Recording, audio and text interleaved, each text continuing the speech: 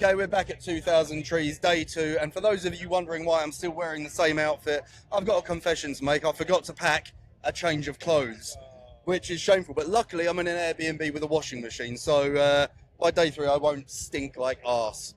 So I'm joined by the guys from Banks Arcade. So first of all, how are you guys doing? You stink like arse. I do stink like arse, despite everything. We do. No, it's very hot here. I'm very white, and I'm about to be very red. How do you think it's not my climate. How do you think my camera lady feels? She's a redhead. She's struggling. Now, what we do here on Ampocalypse is we put bands into an apocalyptic situation, and of course, this one is festival themed. Yep. So I'm going to set the scene for you. The sun is obviously shining, as you say. It's a bit challenging. The drinks are flowing, as we can see. The bands are playing and everyone is having a kick-ass time. But then suddenly news breaks. There's been an apocalypse of some kind outside the fence. I'm going to assume it's some sort of heat wave. But for some reason we're safer here than anywhere else. Okay. So, nobody knows exactly what's happening. All we know is we're here in relative safety for the time being. So guys, welcome to your Ampocalypse at 2000Trees. So the first question for you is, do you stay and ride out the apocalypse here in the relative safety as we know it of 2000Trees, or are you making a beeline for the exit and making it on your own? Oh shit, interesting. He's got quite a need to be near a toilet, and it kind of dictates a lot of our travel movement. So I would think as long as all the portaloos were working, but if something happened, if they went down or if they got overrun, would get overflowed very quickly. yeah, we'd have to make our way to a truck stop or something so that he would be okay. Yeah, but there's a lot of heat issues, isn't there? No, Yeah. I would try that. I would just go out there and try. Yeah, I reckon we would be the get out of here type of get in I the mean, I van. would go a beautifully tone of olives, in the heat. So I would try to go apocalyptic heat cowboy. Fair play. So that's the end of the interview because they've left. No, I'm only kidding. So essentially, you've left, but we're going to make the assumption. I come back and I'm the king of the UK now. There we go.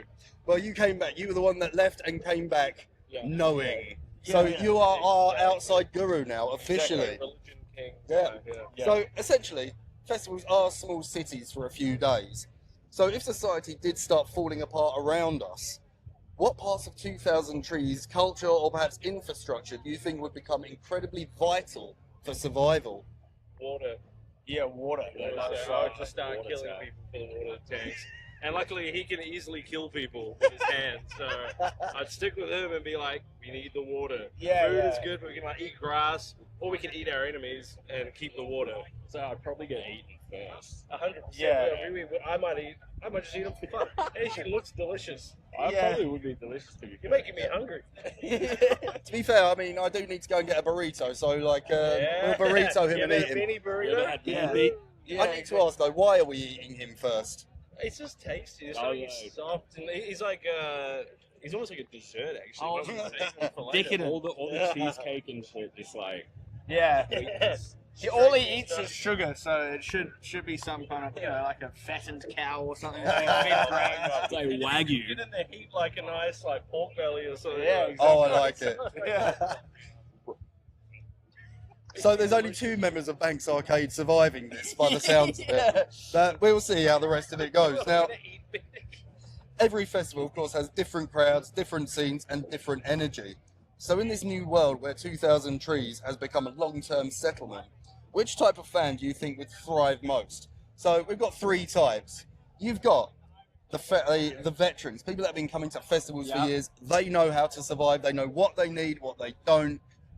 But let's face it, they know what they need for a few days. Yes. Then you've got what I like to call the mosh pit warriors. Those people that pitch their tent, knock back a bottle of Jack on the first moment, lose their shirt and shoes, trousers, whatever, and they are just crowd surfing, living their best life, regardless of the situation. And then you've got the festival preppers, the people that just bring everything they don't need, including perhaps a little generator and a mini fridge, which in this weather it sounds good.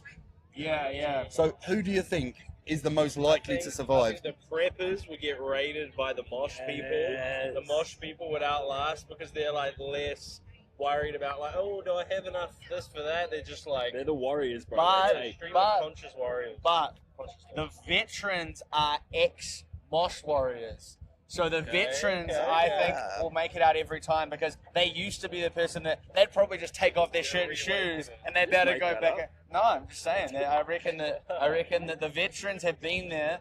I'd say the veteran mosh warriors because there'd probably be two groups of the veterans, the veteran preppers and the veteran. But the veteran mosh warriors would be my pick to win. I mean, they could start a coalition potentially. Wow, that'd be very powerful. Well, I mean, I think that the real thing to look at is that everyone keeps talking about how nice everyone is at this festival. We've already established that we're completely devoid of morals and are going to start eating people as soon as this happens. I think we're going to win, to be honest, because everyone is so kind. They're going to be easy to eat. There's a certain strength to depravity. I've said that a million times.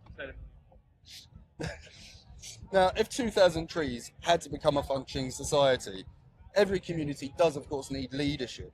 So which bands do you think on 2000Trees lineup do you think people would naturally rally behind as the leaders? Banks Arcade. Is this declaring a dictatorship? Will you put the dick in dictator? I hope this doesn't come out before this happens, but we would be attempting to take it over through charisma, underlying threat of violence, basically just those two things, and sex appeal from Benny. Yeah, I was going to say you'd feed the masses. Yeah, Exactly. we'd feed it. We'd just be like, he looks really tasty, doesn't he? It's like And a just give him sex that carrot idea. on a stick. Everyone's like, look at his beautiful face, and look how lovely. He's so nice. Yeah, Switched up from eating me, man. Well, why do you think I want to eat you so bad, alright? Yeah. Perhaps you could, like, if you're going to be dictators, perhaps you could make a couple of thrones of wellies out on the stage. I think Lucas from Holding Absence is doing vocals for Funeral for a Friend tonight. I can imagine him being like a dainty prince, Yes. but with a strong iron fist. Have you heard the good news of Banks Arcade? You know, He'd help us rise to power. He would. Right, we've only got a few more minutes. I'm going to crack through these ones. Yep. Food, water, and supplies quickly become essential. What supplies are you seeking out in the first 24 hours? Water and beer. Water and beer. Blue Takis. Yeah, I don't know, blue Takis, but fucking beer. For sure. Clean undies. Haribo gummy bears. I think I could get by a very long time on just Haribo gummy bears and protein bars. Haribo? Oh, that's the first time I've heard them say Haribo. How do you say it? Haribo. Haribo. Well, yeah.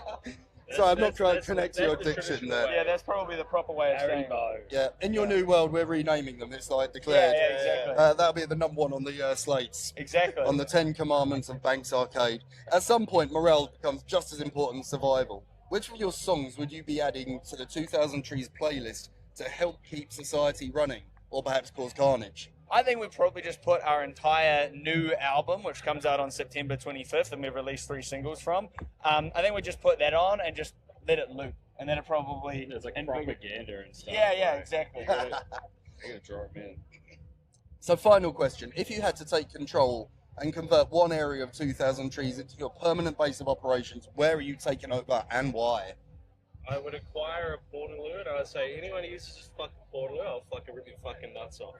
Or whatever you have. Okay? No, I'm sorry to say it, but I need to go to the toilet. I feel much more calm if I know that I can in a safe space. Yeah. So I would get rapid about that Portaloo. I'd identify Yeah. it, and I'd try and move it. It would slosh all over the place. Like, oh, fuck. You know, but eventually I would own this Portaloo. Yeah. Well, essentially what you could do is get a mosh pit warrior, strap it to his back, and he's your portable Portaloo. Oh, wow. I love that. You should just be asking and answering the question. Yeah. Wow. Anyway, guys, I want to thank you so much for chatting to us today. I think it's safe to say you have survived your Ampocalypse because Yes. you've brutally taken over in the most unexpected way. Thanks so much, guys. We are actually nice guys from a beautiful country called New Zealand, and all of this was... Getting a bit bouncy with it. That's for Thank good. you.